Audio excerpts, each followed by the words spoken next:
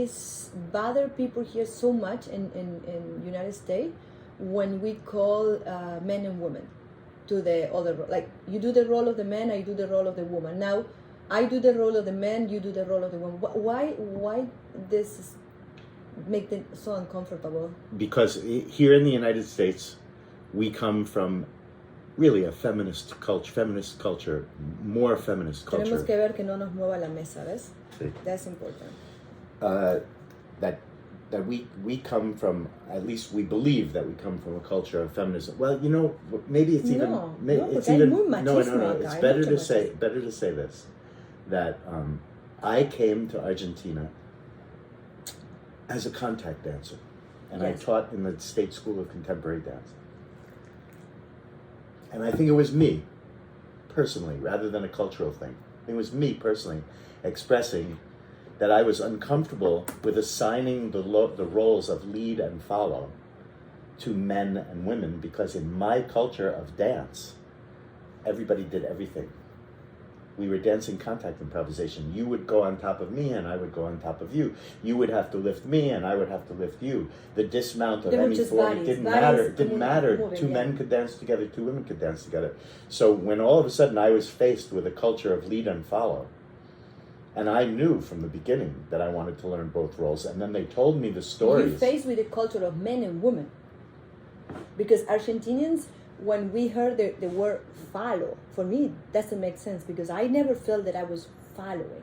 Well, the words lead and follow come from American ballroom dance. Yes. So, but that's what the other day we were talking, and you said that in United States, they feel more comfortable by using that terminology. Well, because it's in our culture, as from ballroom dancing, it's in our culture that there are leaders and there are followers, and that when followers overwhelm the leader or take the leader's part away from him, it's called back leading, and that's considered an insult.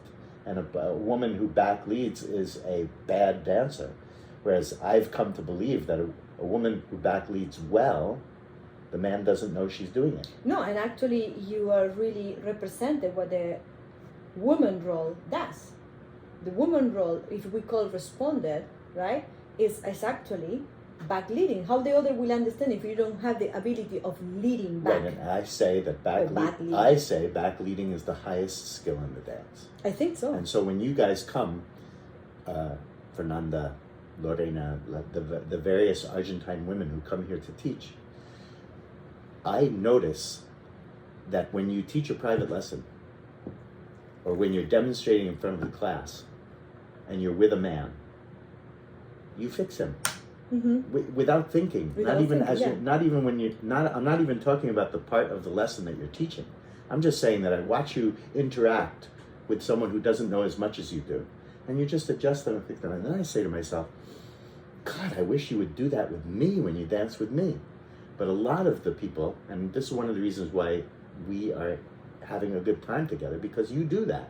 But other women who are very, very good dancers, they are waiting for me to mark everything.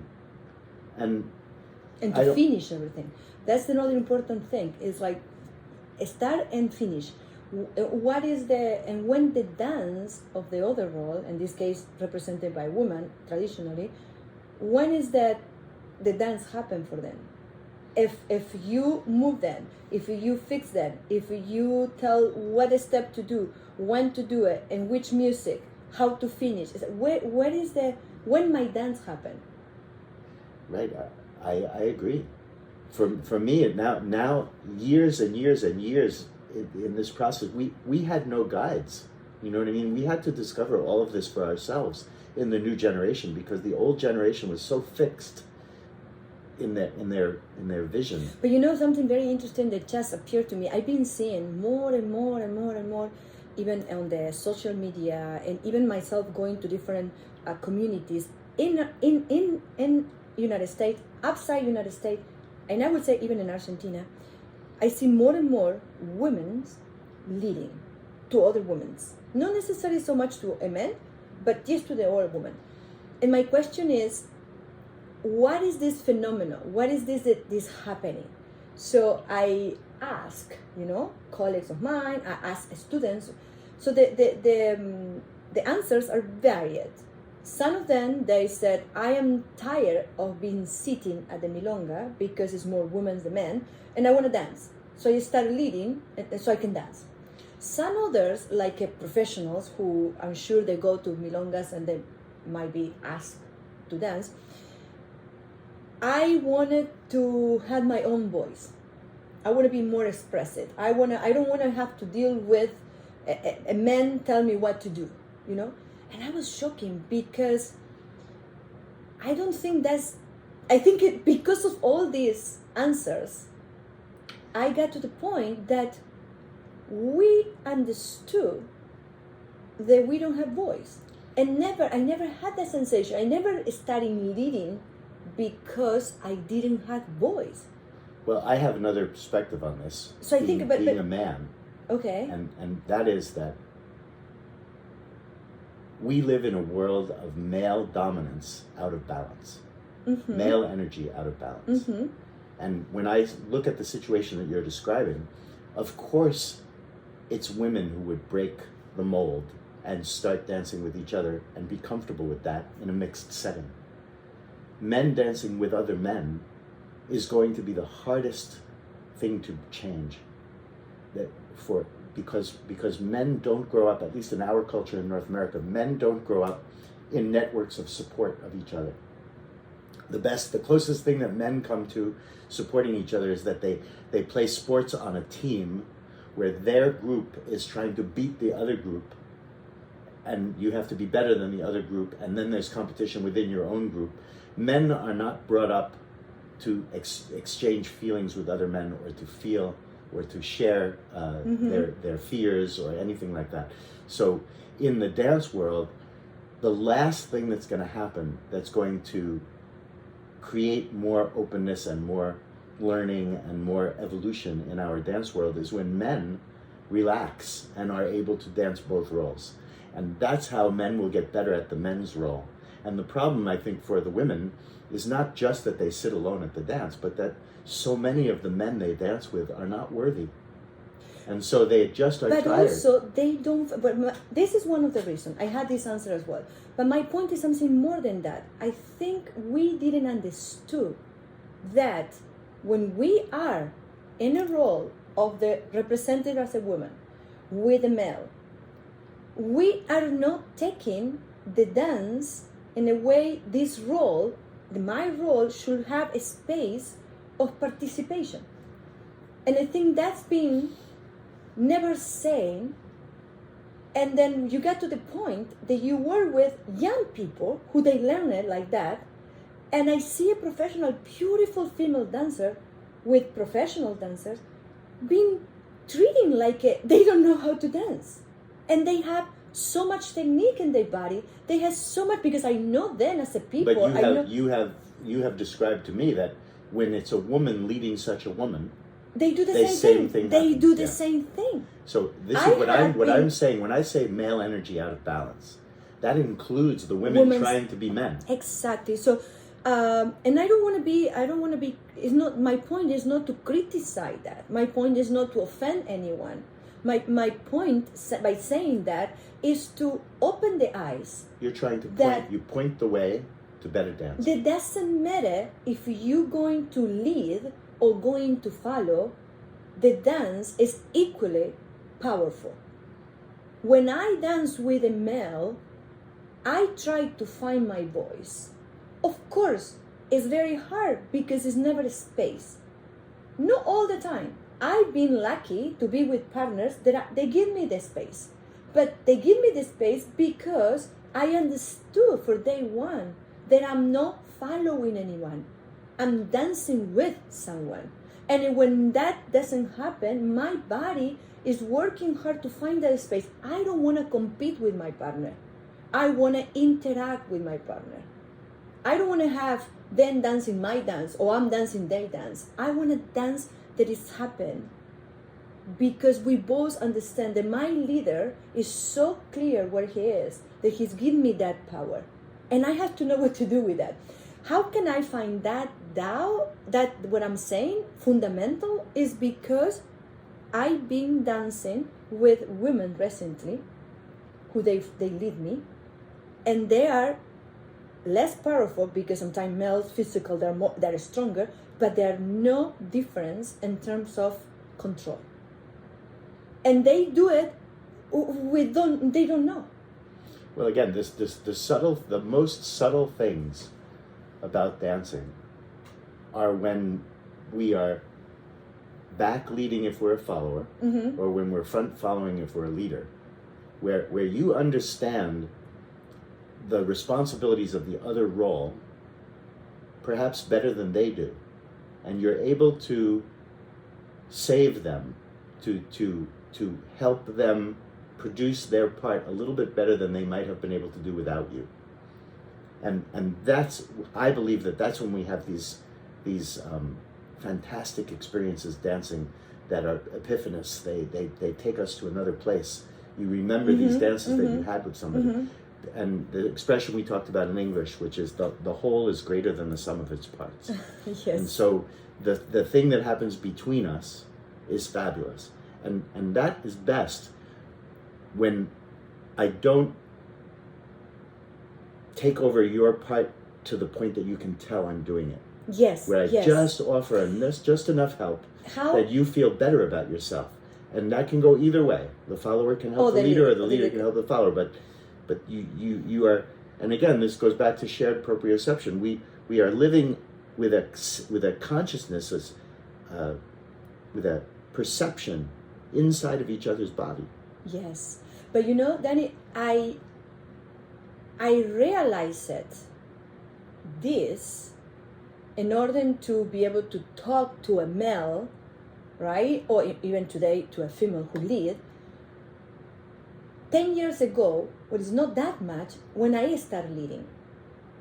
And I started leading, and I said to myself, nobody teach me how to lead, because my partner didn't want me to lead. Culturally speaking, was not something that was okay for a professional female to lead. Today, we're talking about, we see it so many. And we see it young generations that is a great thing that they did it before. I was watching people, it is a younger, like 10 years younger than me, who they started leading in follow with 2 women. And I was like, wow, that's great. But my understood about also the lack of having leaders giving that power in a very conscious way. When I remember in my body, what I remember is having that space, but very subtle, no, it was not implicit. It was implicit. It was not something that I said, okay, physically speaking, right? I'm giving you that. No, was there, and you kind of notice it, and you take it. But that's the only way you learn it, by feeling that. But when you have to explain it to somebody, was I am leading you every single thing. I took 1,000 classes with Mel, and they all said the same thing. I'm going to place you here, you're going to stay there. I want to tell you when we're going, I will lead you everything. Literally, that's what I heard. Physical, that was not the case. So this contradiction between what they said and how I feel then was always curious. Only I can now verbalize it because I went to the other role, and instead of taking classes for someone to tell me how to lead, I was experiencing how I feel it and how I want her or my partner to feel.